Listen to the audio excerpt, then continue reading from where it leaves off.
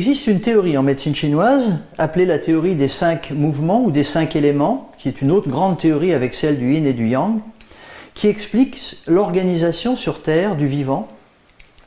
Le yin-yang a pour origine les influences du Soleil et de la Lune sur la surface de la Terre, et l'origine de cette théorie des 5 mouvements, des 5 éléments, vient de l'influence des 5 planètes visibles à l'œil nu, qui font partie du système solaire, Vénus, Mercure, etc.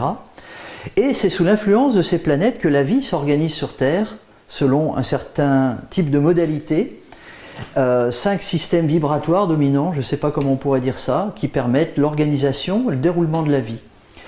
Par exemple, la vie se déroule en 5 phases, vous voyez, la naissance, la croissance, la maturation, le vieillissement, la mort. C'est un système comme ça qu'on observe au fil des saisons, avec le bois qui correspond donc au printemps, à la poussée, et dans l'être humain, c'est le foie qui incarne cet élément avec l'émotion de la colère.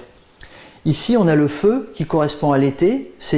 Là, on avait le bourgeon, là, on a la fleur, donc c'est la fleur de l'âge.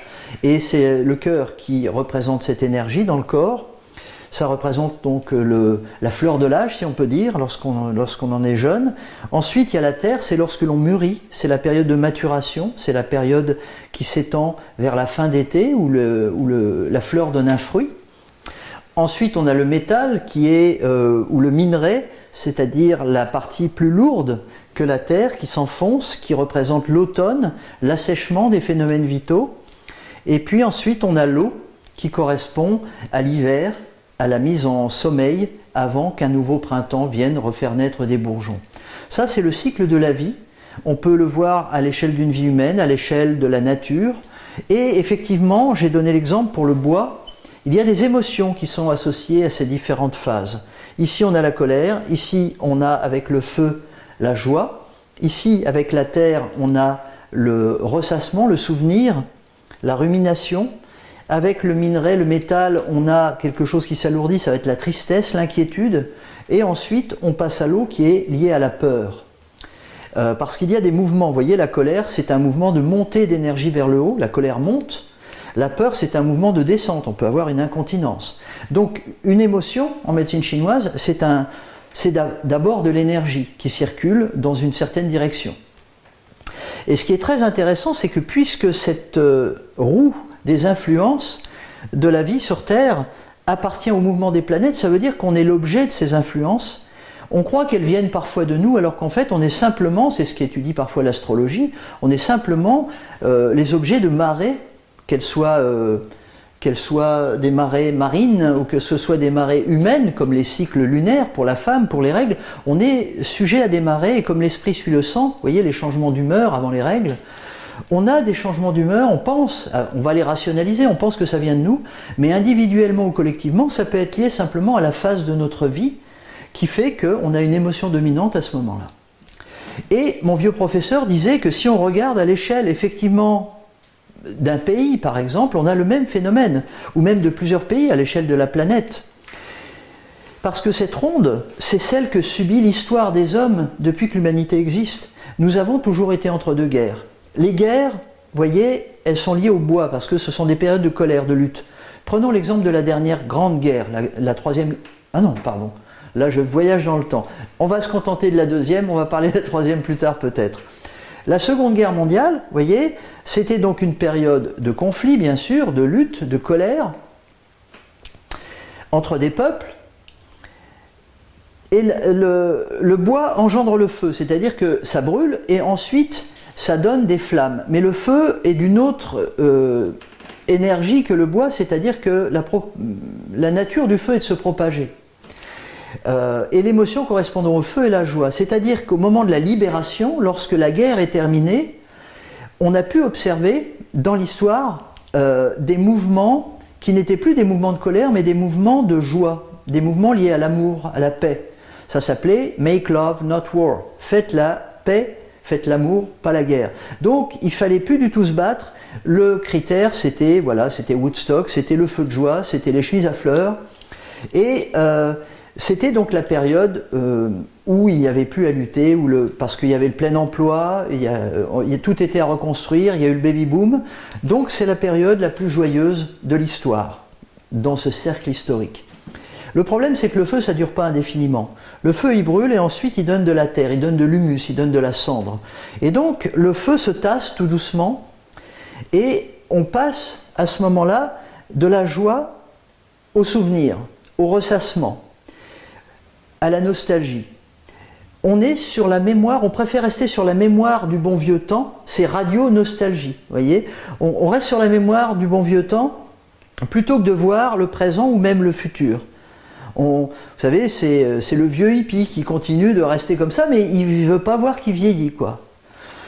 Simplement, la terre, ensuite, elle continue de se densifier et elle donne la roche. On passe donc de la nostalgie à la tristesse, à l'inquiétude, parce qu'il y a un proverbe chinois qui dit « la joie est le début de la dépression ». En fait, c'est une sorte de fatalité. Il est obligatoire que le feu cesse, donne de la cendre, que cette cendre se tasse, qu'elle refroidisse. Et à ce moment-là, le souvenir du passé va laisser place à l'inquiétude pour l'avenir. Vous savez, c'est la cigale ayant chanté tout l'été, qui voit l'hiver arriver, sauf qu'elle n'a pas fait les réserves nécessaires. On s'est bien amusé, seulement les enfants grandissent, on prend de l'âge, on n'a pas de boulot, on n'a pas de réserve, on commence à s'inquiéter. Là, on arrive dans ce qu'on appelle la dépression, à l'échelle d'une société. Donc on avait la guerre, la libération, les mouvements qui accompagnent cette période. Ensuite, les périodes de stabilité temporaire où on vit sur cet élan. Et puis, il y a un moment où ça commence à plonger, c'est la dépression. Et la dépression laisse place ensuite à ce qu'on appelle la crise. À ce moment-là, on passe de l'inquiétude à la peur. On est dans l'eau qui s'écoule au plus profond. Et là, on a tout qui est en noir. Les idées noires, le marché noir, vous voyez.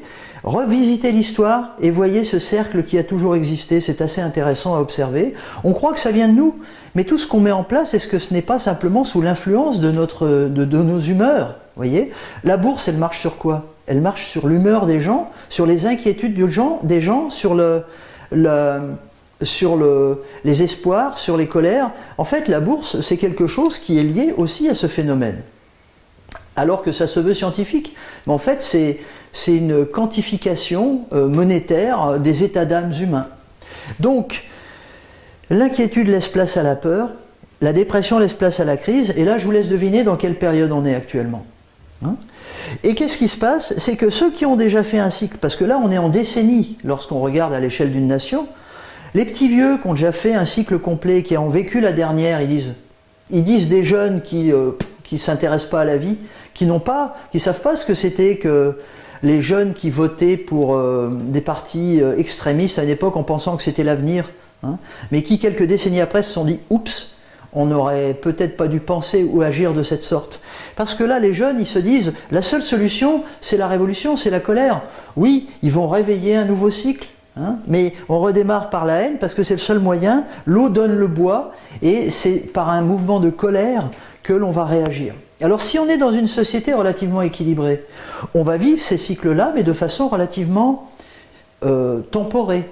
C'est-à-dire que par exemple, dans un pays riche comme la France, en interne, un petit mai 68, par exemple, va suffire à relancer le cycle. Voyez. Mais quand vous êtes dans des pays plus exsangues, c'est des têtes qui vont être coupées. Ça va être des changements beaucoup plus violents. Et puis, dans certains cycles, ça va être effectivement des guerres qui vont toucher tous les pays en même temps, parce que les planètes ne sont pas à la même hauteur, au même niveau par rapport au Soleil, et il y a des cycles à des échelles de temps différents. Donc, ce que l'on peut vivre le temps d'une journée, d'une année ou d'une vie, ou de plusieurs décennies, ce ne sont pas les mêmes cycles, mais c'est toujours sous les mêmes influences. Ce sont les mêmes cycles, mais sous des influences, disons, temporelles différentes. Bref, l'eau engendre le bois, et donc le seul moyen de sortir de la crise, c'est une forme de révolution. Alors quand cette révolution est intérieure, et qu'elle reconduit directement à un renouveau et suivi d'une joie, etc., ça va, mais quand cette révolution, quand cette guerre sainte, au lieu d'être une guerre qu'on se fait à soi-même, qu'on se fait à nos propres peurs, si c'est une guerre qu'on fait à l'autre en pensant que c'est la faute à l'autre, si on est dans cet état-là, eh ben on est parti pour répéter l'histoire. Donc le seul moyen de vivre ce cycle, parce qu'on ne peut pas ne pas le vivre, c'est un cycle qui nous dépasse, c'est de le vivre avec sagesse en sachant que cette révolution, elle doit être intérieure et non pas extérieure. C'est-à-dire que ce phénomène-là n'est pas dû aux autres, il est dû à nous, il est dû à une influence collective.